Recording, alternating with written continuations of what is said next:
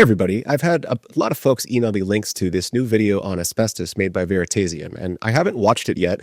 I've been waiting till I could watch this and kind of live stream some reactions and see if there's anything that I can do to add some additional context, or if they get anything that I think is incorrect to add my own thoughts on it. Again, I haven't watched this yet, but we'll watch this together and you'll get to see the highlights.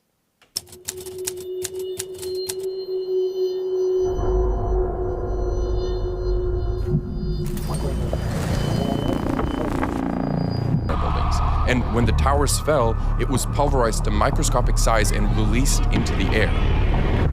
Now, the first thing I wanted to do is to stop to talk about in this video is showing the World Trade Center and explaining that asbestos was used during the construction of it. I wanted to show you some of the stuff that was absolutely used in skyscrapers of the era.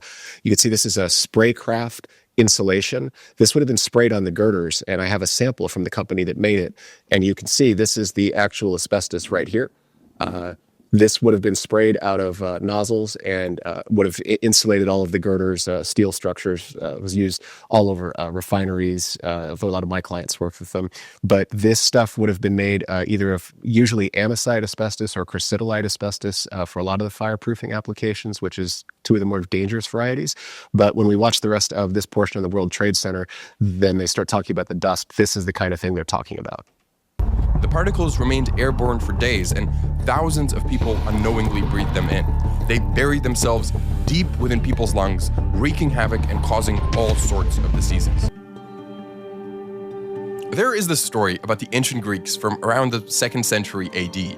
They had this golden lantern that would burn for a whole year without going out, all because of a very special wick that just wouldn't burn down. So how did they develop this technology? Well, the truth is, they didn't. They found it. Imagine you're walking around 2,000 years ago and you see this fluff.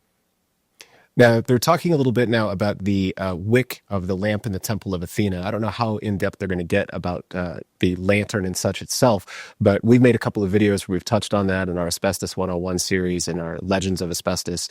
Just as a little additional backstory on that, the wick was made of asbestos to keep the flame going. It was a sacred flame that supposedly bad things would happen if the flame ever went out. They may or may not get into that, so I'll shut up about it now. But if you do want to see more details about that, you can check our videos out. Stuff poking out the ground. It's got all of these fibers that you can pull apart and twist into shapes.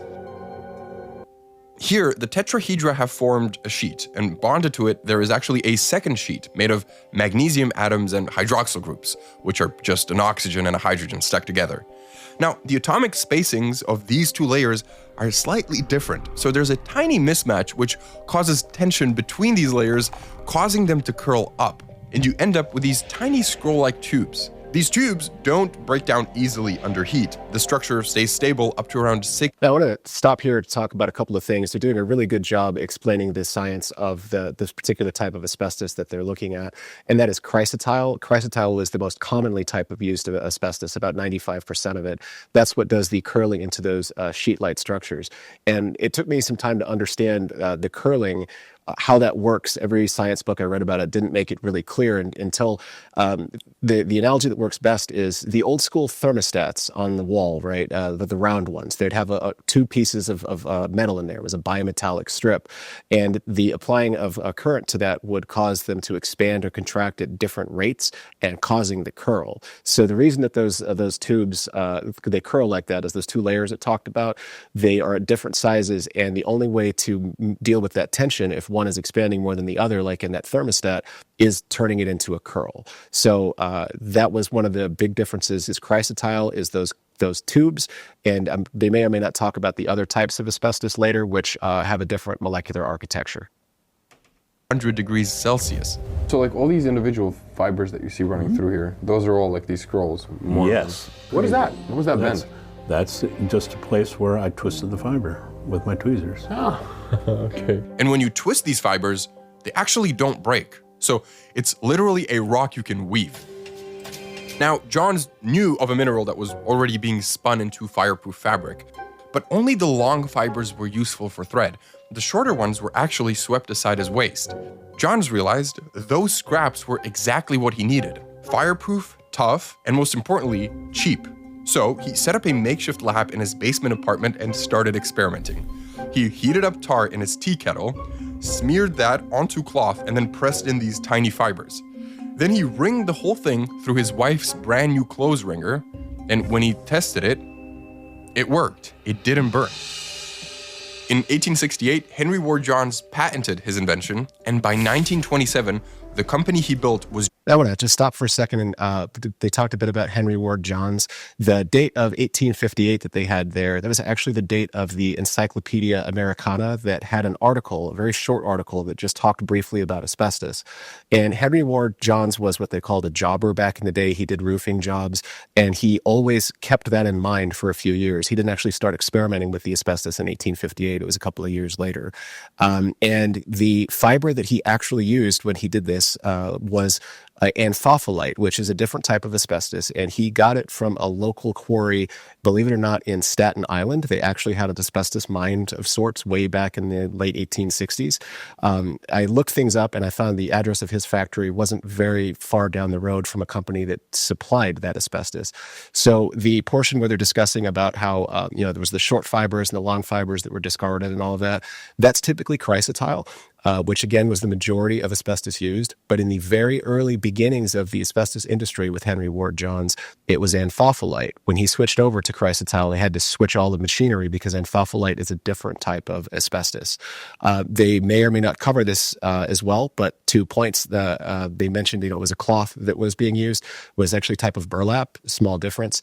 But Henry Ward Johns himself died of asbestosis. They didn't know it was the disease asbestosis because that disease wouldn't be named until 1924. And then with Nellie Kershaw's death, we made some videos about that. So that's the postscript for Henry Ward Johns, who gave birth to the industry. And as I always kind of talk about when I bring him up, he was the Johns in Johns-Manville. When he was doing all of this stuff, absolutely nobody had any idea how dangerous that asbestos was. So when the evils and the cover-up and all that happened, Henry Ward Johns was not part of it. And in fact, he actually died of asbestosis himself.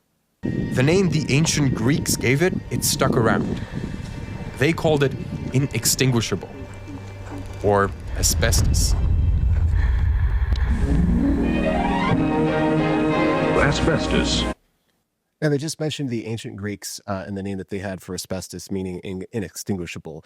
Another word that they had was amianthus, which was undefilable. The inextinguishable was kind of a linguistic misstep because Pliny the Younger was researching the substance and had it confused with quicklime, which was used a lot by the ancient Romans and Greeks back in the day to make asbestos to make cement.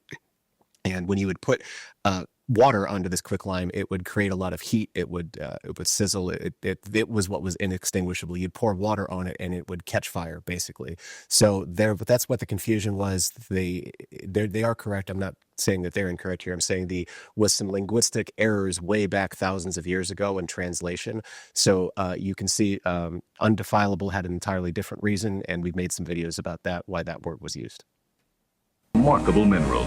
By the mid-20th century, asbestos was everywhere. Inside brake pads, toasters, ironing boards, hair dryers, surgical dressings and blankets. Brewers filtered beer through it. One brand of toothpaste even used it for extra polish. The fake snow in department store windows and in movies like The Wizard of Oz, all of that's asbestos too. Now, they just covered a bunch of the uses of asbestos that people wouldn't have been surprised about, and we've actually made several of the videos that were on there. One thing that I did want to talk about was they mentioned that it was used in surgical dressings, but it wasn't just used in surgical dressings. Believe it or not, and it was either the late 1940s or the early 1950s, they applied it as heart paste. They were wanting to use the asbestos to open up blood flow on somebody's heart surgery. I think they did 3 or 4 cases of this, and it helped, irritate the blood flow. And a super interesting postscript to that was over 3 decades later, one of the people involved in that got mesothelioma of the heart, pericardial mesothelioma. That is the rarest type of mesothelioma. There's only been a couple hundred cases of it ever documented in history. And the fact that somebody developed that type of mesothelioma, coincidentally, a few decades after having the substance applied directly to their heart, that was a huge bit of proof showing that it can cause the pericardial mesothelioma. Usual weather would happen, ain't it? Sorry, Dorothy. It was such a big deal, Marvel even had a villain called Asbestos Lady. She'd set a fire to escape the police, and she'd easily walk through it safe inside her asbestos bodysuit. And they just mentioned Asbestos Lady. They also had Asbestos Man, who came first. Asbestos Lady came later on, and Marvel did an issue in, I don't know, the 90s or the 2000s or something, where the Asbestos Man was dying of cancer. So they had him with a little oxygen suit, and it was a similar concept of, you know, hey, I'm fireproof, fire can't hurt me. Interesting supervillain concepts.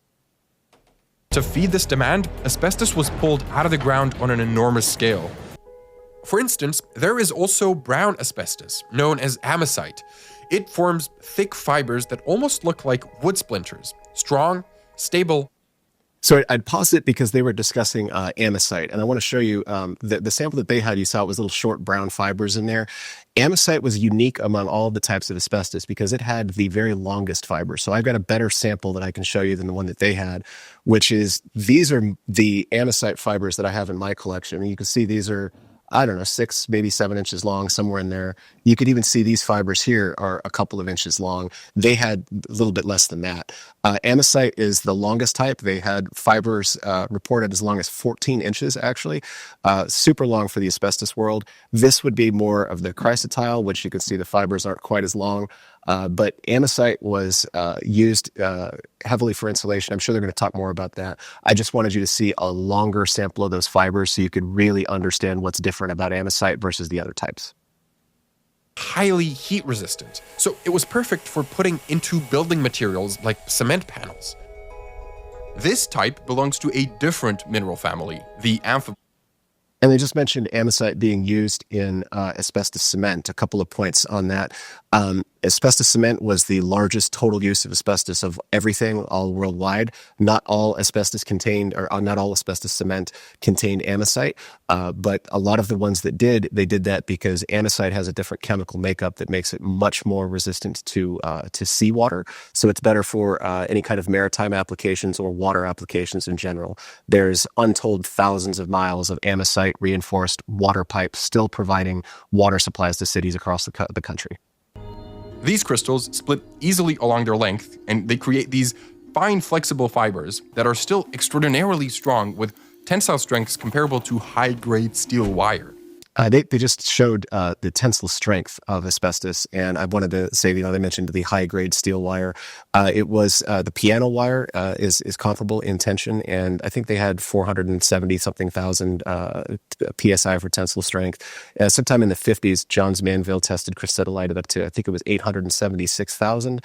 It was an incredibly strong type of asbestos fiber, and they're getting ready to talk about it. It was chemically resistant, and so it went into a lot of places where chemicals would have been an issue. That's why it was used when we were talking about the World Trade Center and the fireproofing spray. Crocidolite was sometimes used in fireproofing sprays in environments what would have had a lot of acids or chemicals. Only Kent has the revolutionary new Micronite filter you've heard so much about. Kent and only Kent filters best. Filters best. Filters best.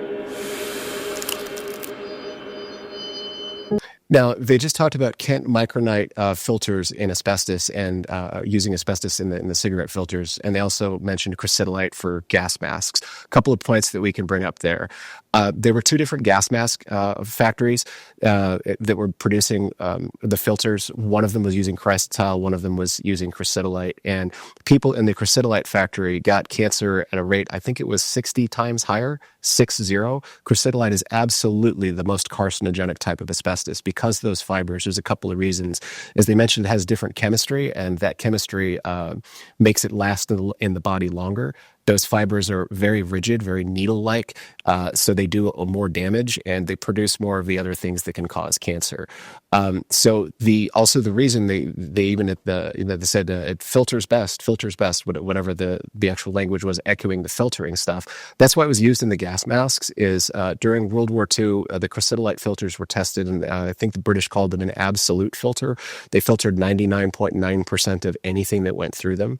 Asbestos does a good job filtering because it has the highest, it has higher surface area than any known fabric type. So the surface area is what traps the toxins or whatever it is that you're trying to filter out. So that's part of why they went into the tobacco. Why Kent used them.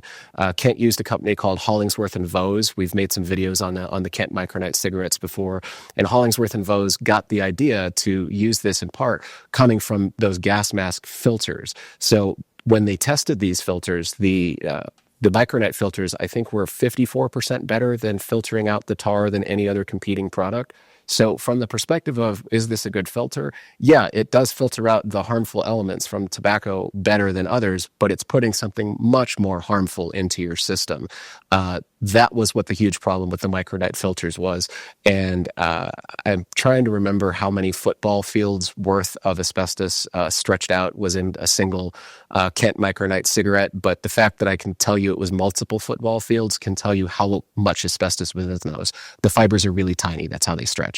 So let's see what they do next. Selikoff needed more data to understand the scale of the problem, but factory owners refused to share medical records from their workers with him. So Selikoff had to get creative. See, during World War Now, I want to pause here just for a minute because we actually recently made a video that touched on what he was speaking about with the factory that didn't want to work with Dr. Selikoff. Now, the factory in question was by a company called UNARCO, which made a type of asbestos insulation called Unibestos, which was made with amosite. And in the 1940s, people from UNARCO went to see Johns-Manville saying, hey, some of our workers are getting sick. What are you guys doing? You guys, Johns-Manville, you're an even bigger manufacturer than we are. What are you doing for your workers? And they told them, we don't tell them, and we just let them keep working. So one of the men there who was part of the meeting asked, so do you mean to tell me you just let these workers drop dead? And the Johns-Manville attorney, a guy named Vandiver Brown, replied, yeah, we save a lot of money that way. So they ended the lunch, and this was all recalled about 40 years later, this lunch meeting, and they asked one of the guys, how do you remember this lunch so vividly? And during World War II, they remembered it very vividly because they had lobster for lunch. So when they're saying that this factory didn't want to cooperate with Dr. Selikoff in the 1960s, that's because their executives had known since the 1940s that their product was killing their workers. An interesting postscript is one of the men involved in that meeting was named Robert Cryer. He was the young engineer who helped build that factory, the one that we're talking about with Selikoff here, and he himself died of cancer. that exposure proved deadlier than combat itself. 8.6 out of every 1,000 servicemen were killed in action, whereas 14 out of every 1,000 shipyard workers later died from asbestos-related cancers. Now, they just made an excellent point, and I'll be honest, I've never seen it laid out with that comparison of 8.6 soldiers died and 14 asbestos workers died out of every 1,000. That puts it into a great perspective on the human toll for the people making the asbestos that protected all of the workers. I don't know if that they were covering of the soldiers themselves who later died from being exposed to the insulation. If those of you who've watched any of our videos where I talked about my own family's experience, my grandfather died of asbestos-related cancers after serving on ships that were insulated with asbestos, including that stuff that UNARCO made called Unibestos. So I'm definitely interested to see where they're going with this. Kudos to them for showing the cancer versus combat deaths, but I do hope they'll take into consideration that a lot of soldiers fought and served, and then they came back and they died of asbestos-related cancers later. Selikoff, the legendary doctor who organized this conference in the 1970s, found that intravenous drugs were being contaminated by asbestos filtration. People aren't just eating it and breathing it, they're mainlining it.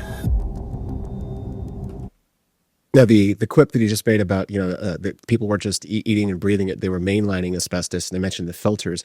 Asbestos filtration, that's one of the big uses of they used for asbestos. It was often anthophyllite or tremolite asbestos was used for that because of it. Again, excellent filtration. Anything going through it, it filters out the impurities. So that's why they used it there. And we even did a video about a urethral syringe. I think we have that syringe handy. Give me just 1 second. So this is the sort of thing, filtration right here. You'll see the box. It's a urethral syringe. Here is an example of the, you see the asbestos in here. You can see the asbestos in the bottom of the syringe. Let me cover my face to cover that a little better. This is a larger scale version of what he was talking about. And yeah, the asbestos fibers could contaminate the patient or the drug because they're so tiny, and some of them got through. Same thing with the gas mask workers. They were protected from the gas that asbestos was filtering out, but then in turn they were breathing the chemical in, or the asbestos fibers in. Autopsies have found fibers in nearly every organ in the body: the brain, bone marrow, spleen, intestines, pancreas, prostate, ovaries, thyroid, and liver. And in every tissue those fibers reach, they set off the same chain reaction. I'm imagining these white blood. They just correctly said that during autopsies, they found asbestos in, all over the body. But there's one particular type of autopsy that not a lot of people are aware of. A couple of studies were done, and I think it was the early 80s or early 90s out of Corpus Christi or Galveston area. I think it was Galveston, actually, yeah, where they had done autopsies on stillborn babies. So these are babies who had never breathed air. They were stillborn. Anything they got came through the umbilical cord. Yet some of these babies had asbestos fibers in their lungs at levels comparable to that of asbestos workers. That's because asbestos can cross over through the mother. So if if the mother was exposed to asbestos, even her unborn child was breathing that. That's just terrifying. Other documents were even more damning. A Johns-Manville medical official later testified that up until 1971, the company had a policy of not telling their workers if their physicals showed signs of asbestosis or asbestos-related lung cancers. Now, I just want to jump in here for a couple of points. They just said, hey, Johns-Manville's policy not to tell the employees. Yeah, that's what they discussed with the UNARCO company over the lobster lunch. Don't tell your employees. You're stupid. You're going to cost yourself a lot of money. They covered, did a good job there explaining about Asbestos Manhattan and the Sumner Simpson. It's called the Sumner Simpson Papers.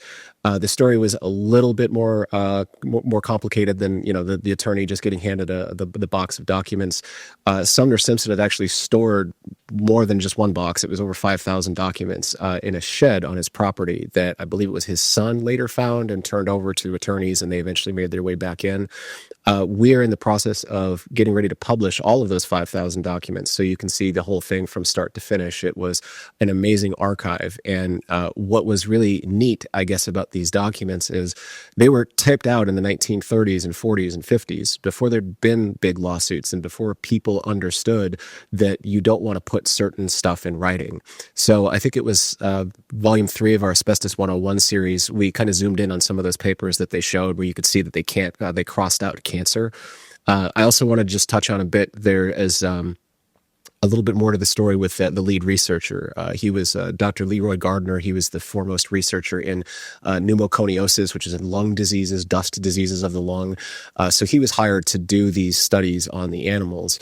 And more specifically, one of the things that he found was in one experiment, 81.6% of mice developed lung cancer. So he really wanted to tell the world about this. You saw where they had this is our property, you can't publish it thing. He tried to find ways around that. One of the ways around that was he tried to raise the money through a government grant from, I think it was the National Cancer Institute, to run the study. And originally the Institute was interested in funding it, but one of the asbestos guys behind the scenes reached out to them and got them to scuttle that grant because they didn't want it to come out. The Saranac lab story is a fascinating portion of it, and that's when the asbestos companies really started to understand the links between asbestos and cancer. They hired Saranac to say, to study how much asbestos can you breathe before you get asbestosis. But then they found the lung cancer findings, and Vandiver Brown described that as dynamite in an internal memo. When Saranac discovered this, that the cancer mice were getting cancer, it was in 1941 or 42, I believe, right around that era. And there's a book out there called The Nazi War on Cancer. And the Nazis on their own discovered that asbestos could cause lung cancer. And at the same time that the Americans were covering the studies up, the Nazis made it a compensable disease for their workers' compensation program. So by the middle of World War II, Germany knew, hey, asbestos could give our workers lung cancer, and then they could go and file their workers' comp claims. So when the asbestos industries are trying to say that none of this stuff was discoverable, that's a complete and total load of crap, because the Germans figured it out right around the same time the Americans did.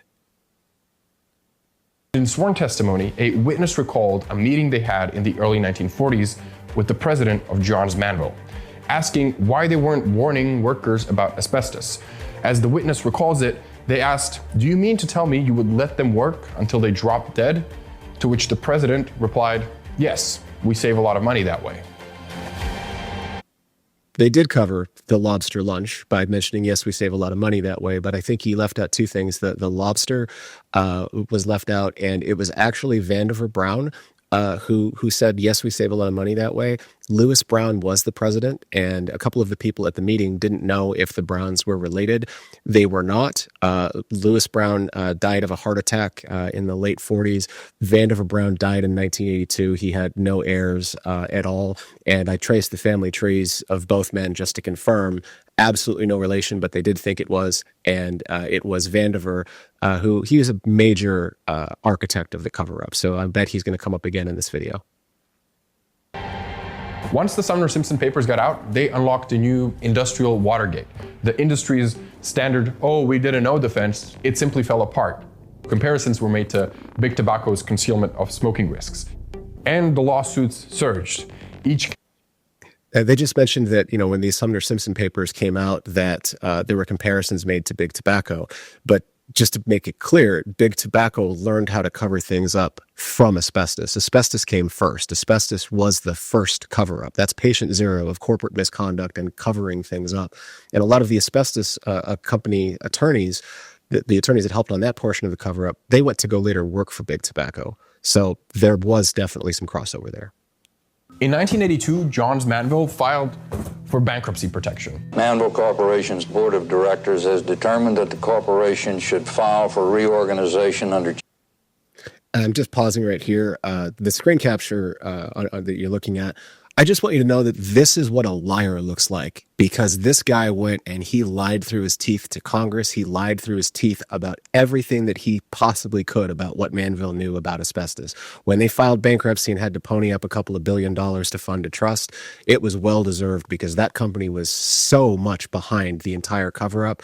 And while this guy wasn't part of the cover-up, he came along much later, he helped try to continue it, and he lied about what the company knew. Chapter 11 of the Bankruptcy Act. Not because they were broke, but in a move widely seen as a way to shield the company from a flood of asbestos lawsuits. Despite all the evidence against them, Johns-Manville survived. They continue operating to this day, although they no longer produce asbestos. A quick point where they said, Johns-Manville continued operating to this day. Yes, they filed bankruptcy, but yes, they're still in business. You'll hear a lot of people talk about, oh, it was so terrible. All those poor asbestos companies were driven into bankruptcy. Oh, all the jobs. No, they had a special kind of bankruptcy that let them take their insurance proceeds and some money and some stock and set it aside for the victims. And then they got to keep operating as if nothing went wrong. So Johns-Manville is making a ton of money today, as are lots of those other asbestos companies who set aside, frankly, a pittance. They should have had to set more money aside, or some portion of their ongoing profits from this. So when you hear people complain about all the bankruptcies, understand it was like a Johns-Manville type of bankruptcy for most of those companies. They took their insurance money, and that's what covered it. This didn't put people of Johns-Manville out of work. The lawsuits and stuff didn't. Getting out of the asbestos business sure changed things, but they're a multi-billion-dollar corporation doing quite well today. Because for decades, W.R. Grace shipped Libby vermiculite around the country, and with it, deadly affable asbestos, which ended up in millions of homes as attic insulation. Now, I'm pausing right here. They're talking about the W.R. Grace and the vermiculite and their attic insulation, the Zonolite there. Zonolite was also the name of fireproofing spray that did have asbestos in it intentionally, so that was put in there by the manufacturer for fireproofing reasons. I wouldn't swear to this one, but I want to say that was one of the brands that was actually used in the World Trade Center, W.R. Grace Zonolite. It may not have been in the World Trade Center, but I do know it was used in tons of other buildings. I have a lot of clients who remember working with it. So when they talk about W.R. Grace, they're saying it's the amphibole contamination in the vermiculite. Absolutely true, but they did also have an asbestos-based line of products, and that's part of why W.R. Grace has a multi-billion-dollar asbestos trust fund. But some researchers after 9/11 actually did do studies with TEM. They found asbestos levels far above the EPA's own safety thresholds in most of their samples, and there I just want to pause right here to this whole TEM versus the PLM, the microscopy debates. This goes on in asbestos litigation all the time, and asbestos companies try to do the same thing where they'll have their own test and their own microscope guy who doesn't do things the way that you can find it. If you look hard enough, you can almost always find asbestos. Geologists Brenda Buck and Rut Metcalf found asbestos spread across approximately 1 million acres outside Las Vegas. I just want to stop here for a couple of points. They're discussing a few things. I'll start with the simple one, which is the stuff around Las Vegas. We actually filmed a video in Las Vegas a couple of years back where we talked about the study that these authors had. The other thing is they've been saying things about cleavage, fragments, and breaking. This is a really complicated mineralogical concept that I don't think anyone's going to be able to get all the way across in a few-minute video. I just want to add that one of the issues that goes on in this is the mineral that they showed earlier a lot, chrysotile asbestos, it has a specific chemical formula. That mineral can occur in an asbestiform fashion or a non-asbestiform fashion. If you have it in a non-asbestiform, it's just a normal rock called serpentine, the same chemical formula. Now, that stuff doesn't hurt you because it's not in the asbestiform way. So the only way it hurts you is if it forms into an asbestiform format and then can be split apart into the breathable fibers. The analogy we often use around here is it's like water. When it's H2O, it's liquid, and if you get hit in the face with a water balloon, it doesn't really hurt. But if you freeze that substance and it turns into ice, you lose your teeth. So what some of the debate over cleavage fragments comes down, especially in litigation, was this an asbestiform variety of this mineral, or is it a non-asbestiform variety that broke down into a fragment as small as asbestos? Super complicated science. Don't need to go into it any more than that, but understand that asbestos minerals can form in a non-harmful way or a harmful way. Soon, the state of Nevada sent a cease and desist letter, and officials questioned Brenda and Rod's methods. So if you go to Las Vegas, you're going to get exposed to asbestos. They didn't want that out there. Every time I drove into Boulder City, there was an official tailing me within a minute. The message was clear. Don't look any further. Well, we did decide to look further, so we drove out into the desert to a popular off-roading spot to test whether there really is asbestos in the dust around Las Vegas. Okay, Now, obviously, I don't know the results of what their test was, so I guess we'll find out together, if what they found in the desert. But I want to touch on when they're complaining about how, the cities and government officials were trying to shut down what they were doing. That's the entire asbestos story. The country of Canada, the country of the United States, the country of South Africa, the country of England, they all had financial incentives in the asbestos industry. Canada especially, Quebec had the Jeffrey mine, was the largest asbestos mine in the world for some time. Now that distinction goes to a mine in Russia. But it was an enormous part of Canada's economy. And the governments didn't want their economy to get destroyed. Vandiver Brown, who you heard about earlier, he tried to fly to South Africa to retrieve some papers that were being given to the South African government because he was worried, oh my God, they're going to break the story and the whole cover-up will be undone. But the South African government buried it too because they didn't want it to screw up their economy. So it wouldn't surprise me at all if the state of Nevada didn't want asbestos to screw up their gambling economy. And I'm particularly interested in what they found in their little dune buggy test out here because I grew up and off-roaded in Nevada and lived outside of Las Vegas. I know where they are, so I'm genuinely curious. Let's see what they find. Into a dune buggy here. I'm going to go down to that basin, and Sean's strapped up some dust collectors with receivers in my breathing zone so we can actually figure out how much asbestos I would be inhaling through the dust that I kick up. If you have the information, then you can make better decisions to live a healthier life. I just wanted to stop there just for a quick second to say that I think it's interesting. You see of the three people there, only one of them is wearing a mask. And the kind of mask that she's wearing is the actual kind that can protect you from asbestos. When you watched earlier and he was driving around in the dune buggy, it looked to me like he had one of the little white paper masks, often made by 3M. Those don't stop asbestos at all. If you really want to protect yourself, you need special filtration, the HEPA filter stuff that's in these the big respirators, the full face kind. That's the only kind that can protect. Take this fiber. It comes from a sample of the same blue asbestos from the site outside Las Vegas we visited at the start of the video. I think we have... I just want to pause there again for just a small clarification. They mentioned the blue asbestos. They're meaning the physical color, yeah, that was blue. Blue asbestos often refers to Crocidolite, which was mined primarily in Africa, Australia, and Bolivia. I believe the type of asbestos that they found here was actinolite, which was not mined commercially, but of course does appear naturally throughout the world. So when they say it's blue, they don't mean blue Crocidolite, they mean actinolite in a shade of blue. 2 different phases, at least, of amphibole here, because it's yellow in this orientation, but also blue in this orientation, in the same fiber bundle. Then we have a change in the phase from here to here. So this one fiber is actually 2 minerals, and that complexity shows up in its structure too. Under the electron microscope, one side could meet. See, this is exactly what I was talking about earlier about it can be asbestiform or non-asbestiform. That's kind of the difference right there. You see asbestiform looks like it's splintering. It means you can pull those things apart over and over and over again until they get super, super, super tiny. Non-asbestiform would be just like any rock. If you go get a pebble out of your yard, you're not going to be able to split it apart into millions of little separate fibers. But in this case, they're showing that part of it started as a non-asbestiform and part of it went into asbestiform. So these are the kinds of battles that often happen in courtrooms, is trying to figure this sort of thing out. On top of that, the EPA is already getting sued again.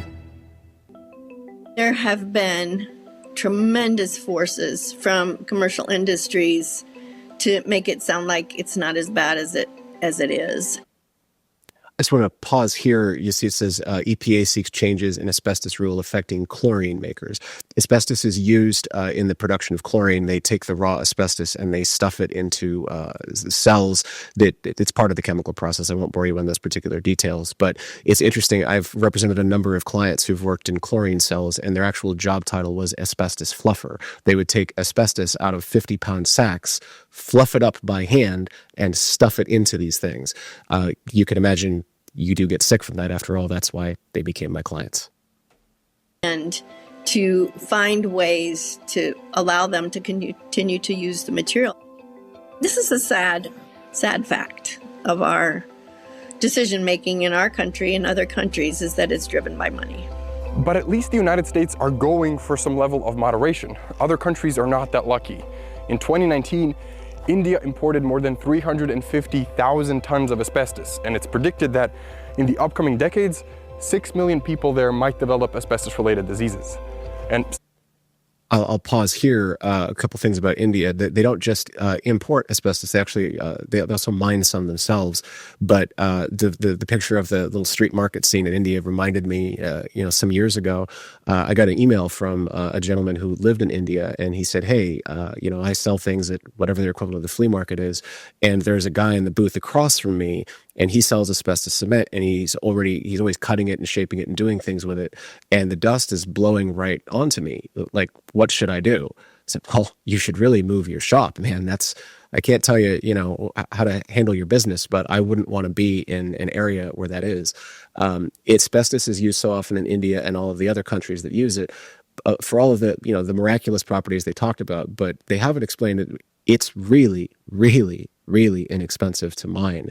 It's practically free. You get so much of it. It's just dirt. That's part of why it got into everything, is it was very easy to extract from the ground, and it makes things very cheaply.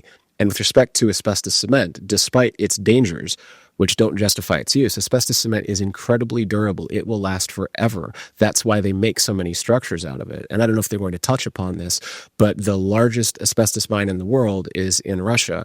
It has been shipping asbestos across Europe for decades, including a bunch to Ukraine. And anytime I see any footage about, oh, look, this building here just got blown up in Russia or in Ukraine, I just see the same clouds of asbestos dust they showed in all the World Trade Center stuff.